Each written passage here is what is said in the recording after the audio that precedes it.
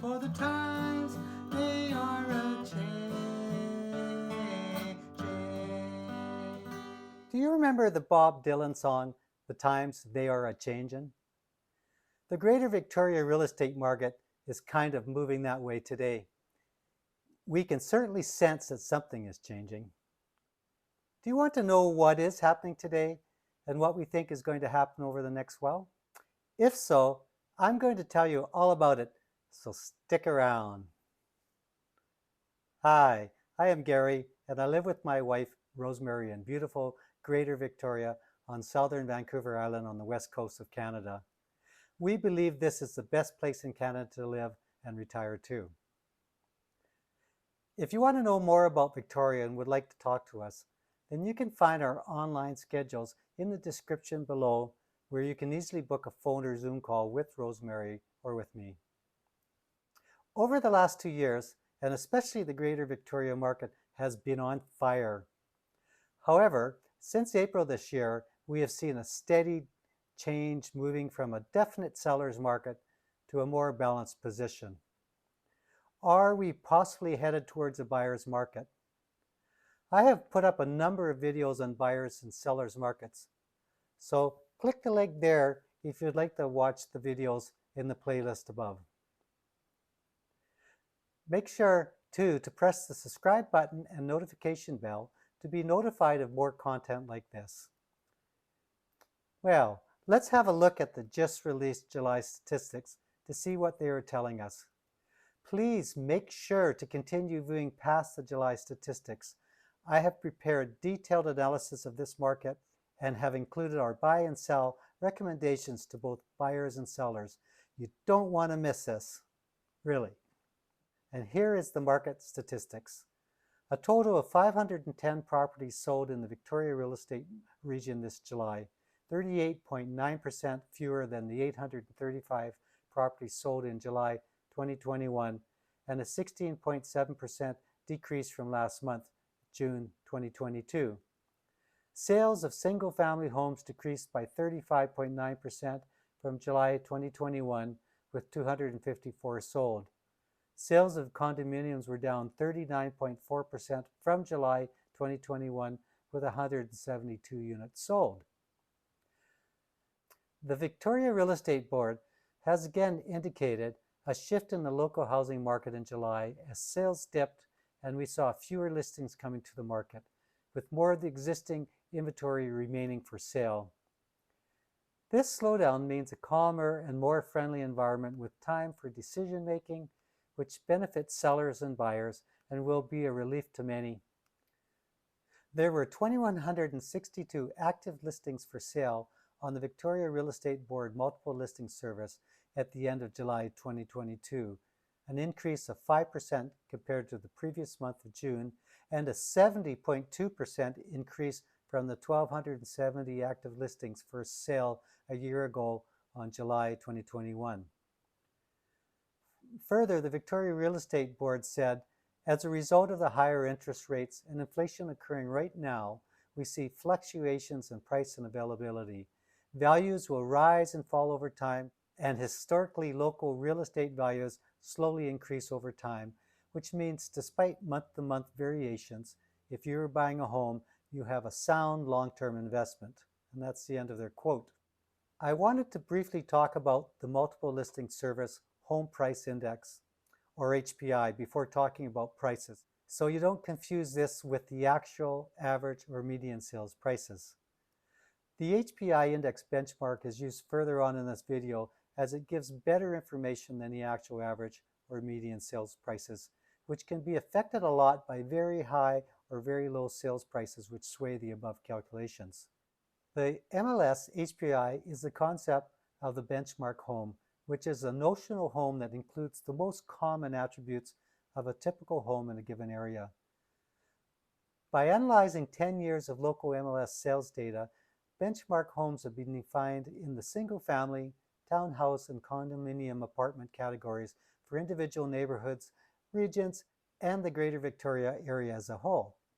The HPI model then uses a sophisticated statistical analysis methodology to determine values for benchmark home attributes in order to arrive at a benchmark price for each of our benchmark homes.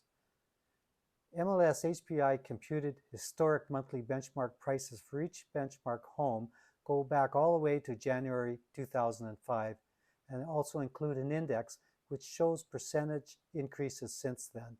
The original index started at 100. Now the price update. The Multiple Listing Service Home Price Index benchmark value for a single-family home in the Greater Victoria area in July 2021, a year ago, was $1,060,500. The benchmark value for the same home in July 2022, this past month, increased by 20.8% to $1,280,600, but was down 1.6% from June's value of $1,301,300. The HPI benchmark value for a condominium in the Greater Victoria area in July 2021 was $501,000, while the benchmark value for the same condominium in July 2022 increased by 25.4% to $628,100, down by 0.3% from the June value of $630,100. The HPI benchmark value for a townhouse in the Greater Victoria area in July 2021 was $684,300, while the benchmark value for the same townhouse in July 2022 increased by 24.6% to the $852,600, up by 0.3% from the June value of $852,600. Note, therefore, that not all prices have dipped as the townhouses has creeped up a bit. Now let's look at the analysis. Let's look at the first chart, which will show you what has been going on in the market this year so far, as well as for comparison 1 year ago in July 2021. This is the residential data for Greater Victoria and excludes the commercial sales data. If we look at the blue bars on the graph on the left side, you will see that this shows the July 2021 data and January to July 2022 with the units sold and the active listings at the end of each month. You will notice that the units sold in 2022 were increasing from 444 units sold in January to 794 units sold in March, and then in April 2022 started to decline from 782 down to 492 units sold in July 2022. Now, why did this happen? A major factor was that the Bank of Canada rate increases were announced over the last few months. This is an indicator of the Bank of Canada's plan to reduce the current high inflation rate in Canada. By making money more expensive, people spend less, buy less, and consequently the inflation rate decreases over time, and the market cools off. On April 13th, the Bank of Canada interest rate increased by 0.5% or 50 basis points from 0.5% to 1%. Financial institutions immediately increased their mortgage lending rates, which have been historically low for a number of years. What this means is that the new mortgage borrowers have had to qualify for a mortgage rate 2% over the bank rate or for 5.25%, whichever is higher. This meant that for many people, the amount they could borrow was reduced considerably. The next Bank of Canada interest rate on June 1st increased again by 0.5% from 1% to 1.5%. This made the rate 1% over the March rate, again making the mortgage loan qualification even more difficult and lowering the amount again that could be borrowed. Finally, on June 13th, the Bank of Canada increased the interest rate a full 1% or 100 basis points from 1.5% to 2.5%. If you look at the Bank of Canada rate increases chart shown on this video, you could see these increases since 2014 with the largest increase this year in 2022.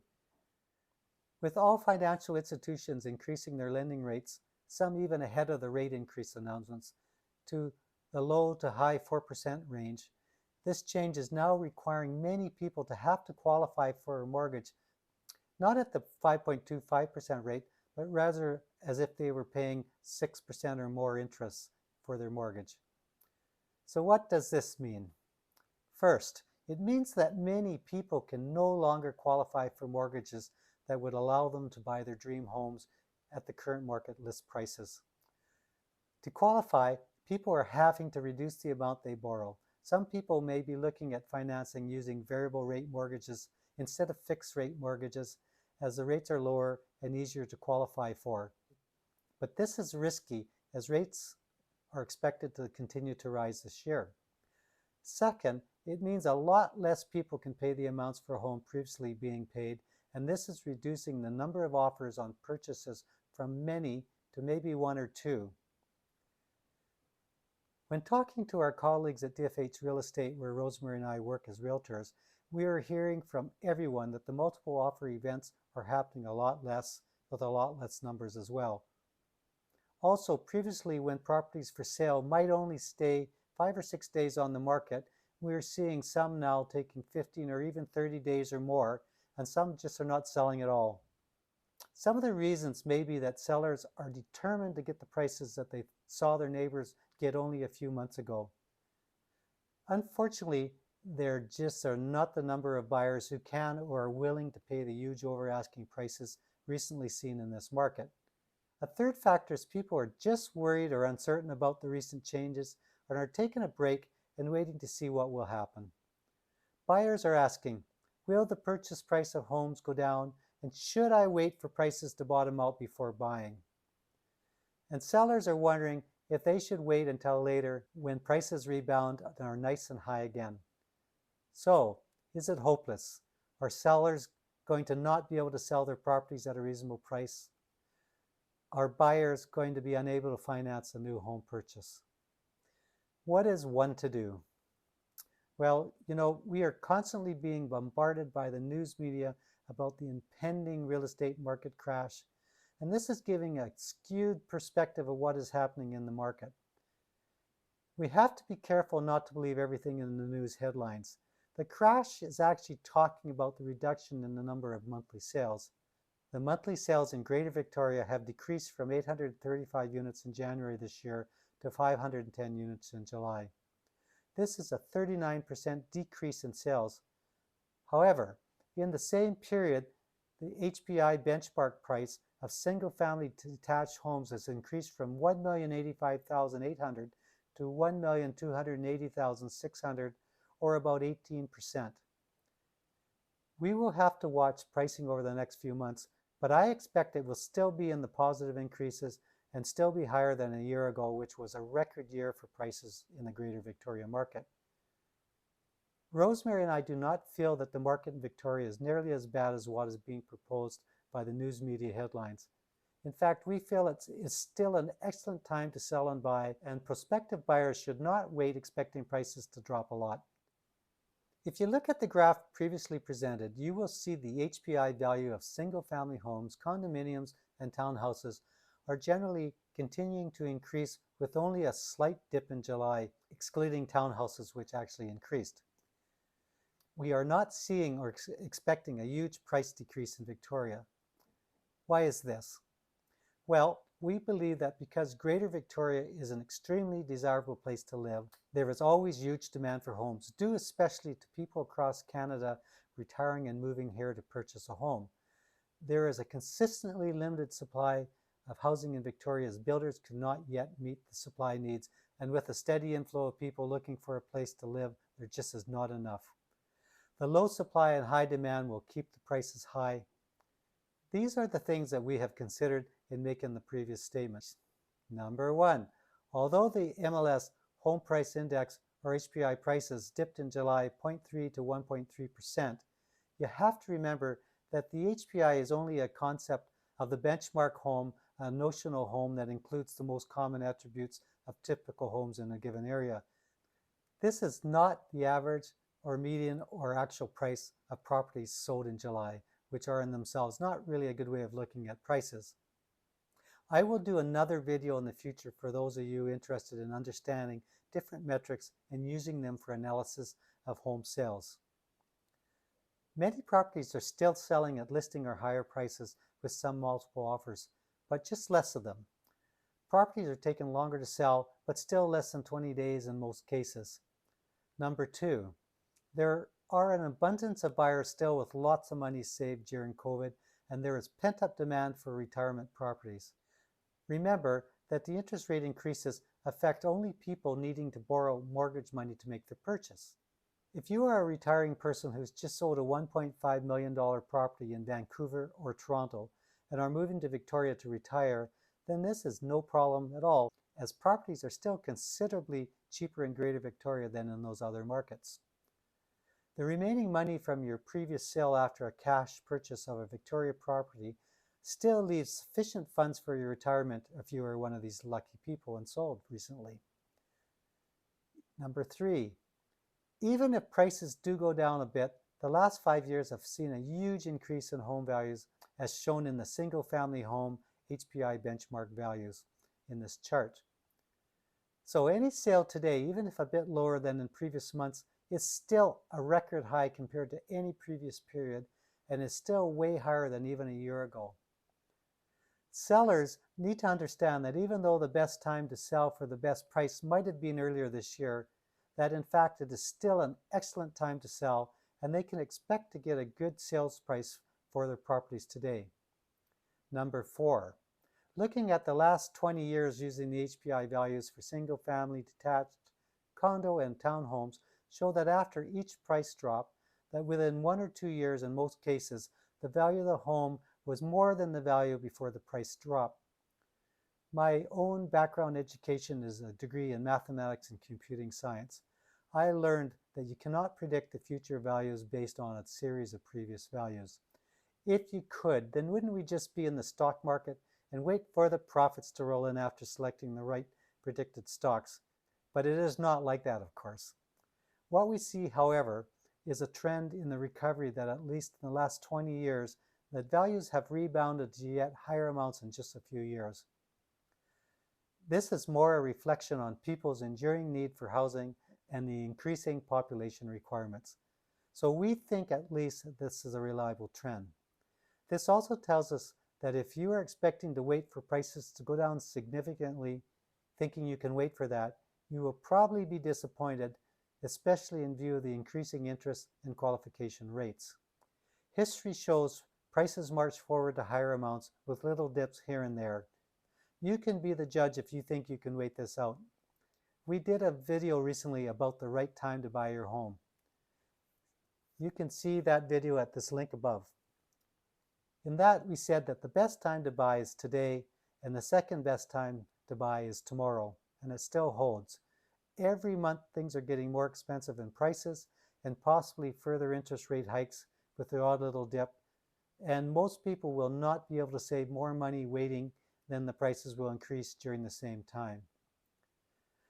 Nor will they be able to predict in the future when it might be the best time for them to buy. So if it is affordable to you today, then maybe you should really consider jumping in and getting that home before the future market prices make this impossible for you. Now let's talk about the future trends. Here are some things to consider as you work on your analysis and think about the current market. These are what we are seeing and are very speculative, and we don't know if in the long run how they will affect the market prices. But this is what we think. Number 1, there are some indications already that inflation is slowing, meaning that the government possibly may not increase the rates very much further, and may even lower the rates in the next while. When will this happen? We are not really sure at this time. However, the government rate increases not only affect real estate, but all industry, and if the government keeps the interest rate high for too long, this could drive Canada into a recession, which is bad for everyone. So the government will want to lower rates as soon as they think they have inflation under control and a lower level than today's 8% plus rate. Number 2, buyers are getting a larger selection of houses to look at. This may take a bit longer for sales to increase as buyers take more time looking at the various house options. However, buyers do want to get into their homes soon. You know, Christmas is coming, etc., and no one wants to wait indefinitely to make their purchase if they have the funds available. This will reduce the available listings, and with that will put some pressure on prices to increase. As people see prices moving up again, this will further drive interest in getting the buying deal done, before things get crazy again. Number 3, for buyers, there are creative funding methods. Banks are not the only source of funds. We have the bank of dad and mom also. You know, there is a huge wealth waiting to be transferred from their parents to their children. Many parents want to help out and just need to be reminded, so maybe you can consider that. Also, it is really a good idea to not only talk to your bank, but also to a good mortgage broker who has a lot more options for financing a purchase than a bank does. They do tend to be more creative, so check them out. As well, if moving or downsizing from an expensive property to something simpler, then money may not be a major factor in your decision. You may be in an excellent position to pick up a good property now while the prices have stalled a bit. Number 4, for sellers, good properties, properly tidied and fixed up and listed with the right price, will still sell near listing price or slightly above. So if you prepare your property to show it at its best when listed, then you are still likely to do well in your sale regardless of the market changes. You and your realtor may need to do a bit of sharpening in your negotiations and a bit more flexibility to compete with other sellers. A good realtor will help you figure out the best strategies, so make sure you get some professional help. Here are our final thoughts for sellers and buyers. What is important for sellers is to set your expectations for today and not the future, which is unknown. You should not think that because of a small reduction in sales prices that everything is bad. If you need to sell today, then it is still a great time and you will get a historically good price for your home. If you can wait for a year or two, then maybe you can watch for future price increases. However, just as said, the future is unknown, but we do know what is happening right now, and this really may be the best time to sell. For buyers, we are seeing a slight market correction heading towards a more balanced market where the number of properties available are approximately equal to the number of buyers actively looking. We are not yet balanced in the market, and we really don't know when that might happen or if it ever will. Nevertheless, there are a lot more active listings, with July showing over 2,150 properties for sale, which is higher than during the last few years. A Greater Victoria balanced market would be around 3,500 active listings, so we are headed towards that territory. I hope that this Greater Victoria market update and the following analysis encourages you that there are still great opportunities for buyers and sellers in the Greater Victoria market.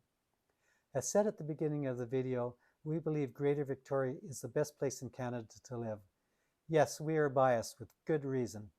The times, they are a-changing, and now we know a bit more about why and how it affects our buying and selling plans.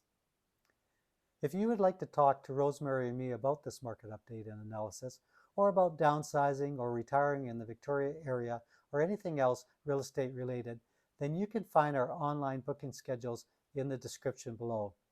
You can book either a phone or a Zoom call, and we would be glad to chat with you. If you would like a download of the graphics and charts used in this video, you can find a link in the description below also. If you like this video, then please give us a thumbs up and share it with a friend. We would also love to hear your comments below about this video and any other real estate topic. Then press the subscribe button and touch the notification bell to be notified of our new weekly video updates releases every Wednesday. You might also like some of the informational videos on the different market types listed in the playlist below, so click on it to give them a view. Thank you for watching, and I will see you next time.